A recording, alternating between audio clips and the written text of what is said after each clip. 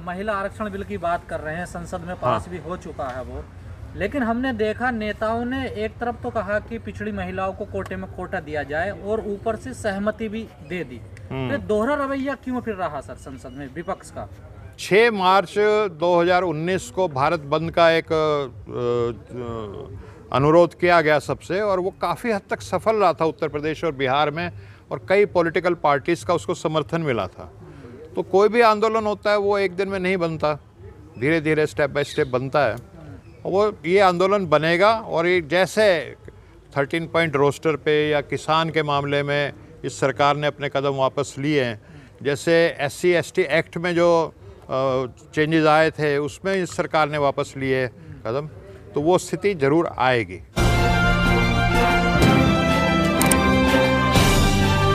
आप देख रहे हैं पब्लिक आवाज टीवी।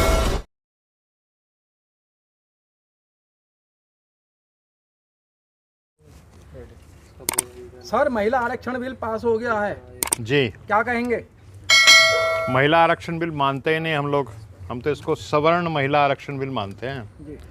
और ये सीधा सीधा मतलब इसका ये है कि जो इस समय हुकूमत है, जो सरकार है मोदी जी की और बीजेपी की, वो चाहते हैं कि संसद में सवर्णों की संख्या बढ़ जाए, क्योंकि पिछले 60-70 साल में जब से इस देश में डेमोक्रेसी की जो जड़ें हैं वो मजबूत हो रही हैं और हमारी जो लोकतंत्र मजबूत होता जा रहा है, तो जो हमारे देश में जो विविधता है, जो डाइवर्सिटी है, वो धीरे धीरे थोड़ा थोड़ा संसद में रिफ्लेक्ट होनी शुरू हुई है, वो प्रतिबिंबित होनी शुरू हुई है।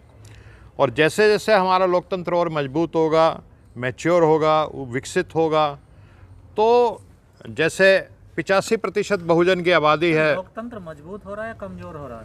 नहीं, दोनों प्रक्रिया चल रही है। एक स्वाभाविक तौर पे तो जैसे जैसे जो दलित हैं, पिछड़े हैं, आदिवासी हैं, पसमानदा हैं, उनमें जो अवेकनिंग हो रही है उससे तो मजबूत हो रहा है।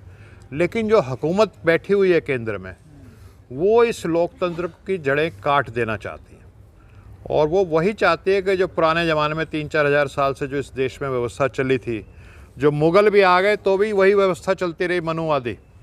सिर्फ समझौता हो गया, सारे वो नवरत्न बन गए, बादशाह नहीं रहे बस, बाकी नवरत्न। अनिल जी, हम महिला आरक्षण बिल की बात कर रहे हैं, संसद में पास भी हो चुका है वो। लेकिन हमने देखा नेताओं ने एक तरफ तो कहा कि पिछड़ी महिलाओं को कोटे में कोटा दिया जाए और ऊपर से सहमति भी दे दी। तो दोहरा रवैया क्यों फिर रहा सर संसद में विपक्ष का? देखिए, ये दोहरा रवैया रहा है, और ये हमारे नेताओं की नासमझी है, या जो माहौल बन गया। मैं विदाउट मिंसिंग माय वर्ड्स ये बात कहूँगा कि हमारे नेता को घबरा गए, उनको लगा उस समय कि अगर हम इस बिल का विरोध करेंगे तो कहीं महिला विरोधी ना कहलाई जाए, और वो इतनी जल्दबाजी में आ गए कि वो समझ ही नहीं पाए चीज़ों को। बाद में जब उनको एहसास हो रहा है कि वो क्या कर गए हैं, तो वो अपनी गलती को महसूस कर रहे हैं, और वो कह रहे हैं कि नहीं, हम OBC के लिए संघर्ष करते रहेंगे, क्योंकि अभी ये राष्ट्रपति से ही पास होगा, अभी पूरे देश की विधानसभाओं में भी जाएगा पास होने के लिए। तो वो कहते हैं नहीं, हम संघर्ष उसको करेंगे। जी, ये उनसे एक जिसको कहते हैं ना हिमालयन ब्लंडर, बहुत बड़ी चूक हुई है, जिसको उन्होंने बाद में महसूस किया। तो सर, कहा जा रहा है पिछड़ों के लिए एक बड़ा धोखा हुआ है उसके साथ, लेकिन पिछड़े सर इसके विरोध में नजर तो नहीं आ रहे कहीं भी सर। देखिए, आप जैसे कुछ लोग हैं जो पढ़े लिखे चीज़ों को समझते हैं, वो कहीं अपनी आवाज़ उठा रहे हैं, लेकिन वो एक बड़ा मूव हमें नज़र नहीं आ रहा था। देखिए, बड़ा मूव आपको इसलिए नज़र आ रहा कि ये आंदोलन की अभी शुरुआत हुई है, पिछड़ों में अवेकनिंग की कमी है। हमें याद है 13 पॉइंट रोस्टर जब आया था और जो विश्वविद्यालयों में लागू हुआ था, तो एक बहुत छोटी सी सभा की थी, उसमें रतनलाल जी भी थे, सूरज जी भी थे, शरद यादव जी को भी बुलाया गया था इसी विश्वविद्यालय के गेट पे, और मुश्किल से उस सभा में 400-500 लोग आए थे। तो वो एक शुरुआत थी, और उसके बाद एक साल के अंदर अंदर 6 मार्च 2019 को भारत बंद का एक अनुरोध किया गया सबसे, और वो काफ़ी हद तक सफल रहा था उत्तर प्रदेश और बिहार में, और कई पॉलिटिकल पार्टीज़ का उसको समर्थन मिला था।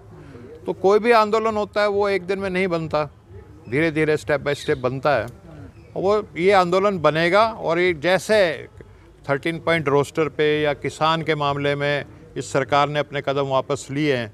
जैसे SC/ST एक्ट में जो चेंजेस आए थे उसमें इस सरकार ने वापस लिए कदम, तो वो स्थिति जरूर आएगी। लेकिन सर जो पिछले सांसद हैं वो संसद में इसकी आवाज़ नहीं उठा पाए, लेकिन दूसरे मुद्दों पर जैसे रमेश बुधूड़ी हैं जो मुसलमानों को टारगेट कर रहे हैं, तो उन लोगों को समझ में नहीं आता कि हमारे समाज के लिए क्या हित में क्या नहीं है। देखिए वो सब कैरियरिस्टिक लोग हैं, जो वहाँ पे जो लोग बैठे हैं वो किसी पॉलिटिकल पार्टी के जब सदस्य बन गए तो वो जिसको कहते हैं, एक पुरानी कहावत है, मुझे कहनी चाहिए नहीं कहनी चाहिए, कि भाई नया नया जो मुल्ला होता है वो ज़्यादा प्याज खाता है।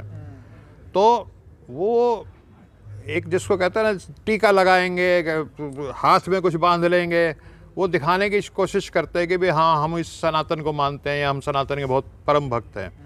तो वो अपनी लॉयल्टी शो करने के लिए इस तरीके, लेकिन अंदर अंदर ऐसा नहीं है।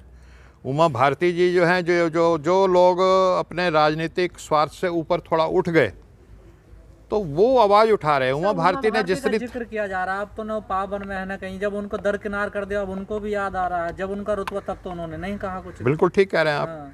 जब उनको दरकिनार कर दिया या जो भी है, तो आखिर में अब वो जब तक वो कैरियरिस्टिक थी, जब तक उनको लगता था कि भी मैं मंत्री बन जाऊँ ये, तब तक नहीं बोली वो। ये सबसे बड़ा उदाहरण है। जब उनको छोड़ दिया कि अब मेरे को राजनीति में कुछ लेना देना नहीं है, मैं अपने समाज की बात करूँगी, तो यही उन्होंने कहा है कि मैं देश की जो आधी आबादी है OBC उसका प्रतिनिधित्व बन के बात कर रहे हूँ। उन्होंने देखा कि जिसका मैंने अभी जिक्र भी किया था थोड़ी देर पहले, कि राम मंदिर में सबसे ज़्यादा जो उछल के लोग आ रहे थे वो विनय कटियार, कल्याण सिंह मुख्यमंत्री होते हुए, उमा भारती। और जब ये राम मंदिर का ट्रस्ट बना तो OBC जिसकी आबादी 52% बताई जाती है ज़्यादा, उसका उस ट्रस्ट में एक भी सदस्य नहीं है।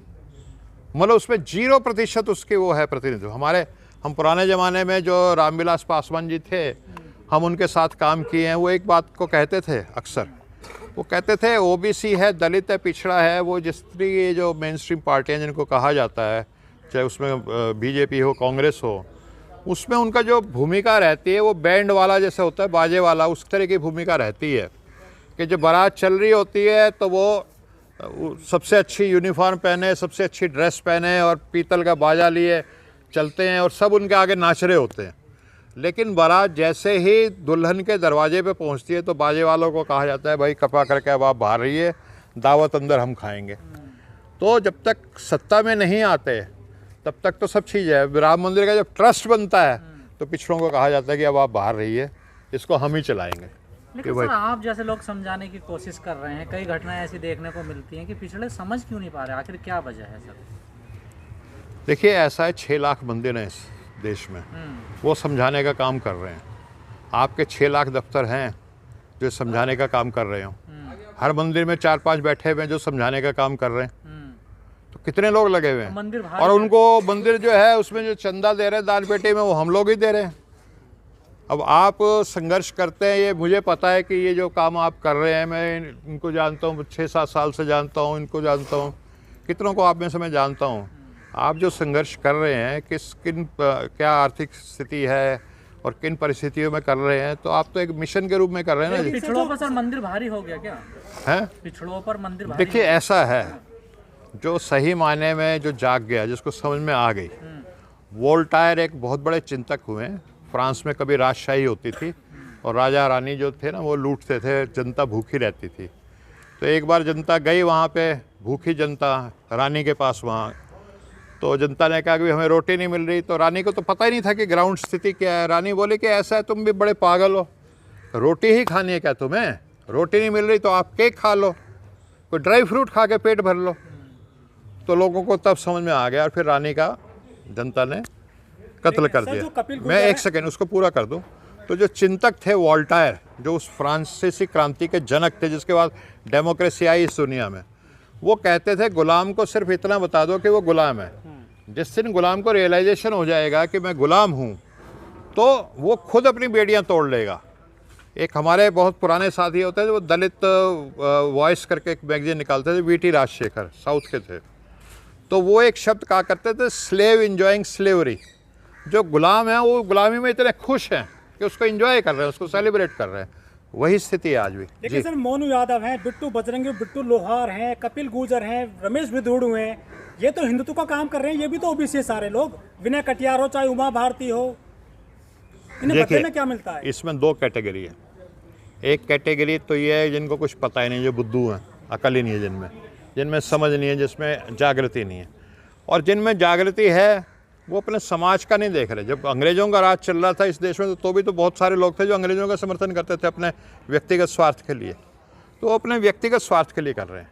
कोई ये कहे रमेश विधूड़ी जो है ओबीसी के लिए काम कर रहा है, मैं नहीं मानता। तो बिट्टू बजरंगी ये मनु यादव सब अपने स्वार्थ के लिए काम कर रहे हैं, अपना घर भरने के लिए काम कर रहे हैं, कुछ समाज के लिए नहीं कर रहा। तो ये हिंदुत्व की बात कर रहे हैं सर, ये हाँ तो करेंगे।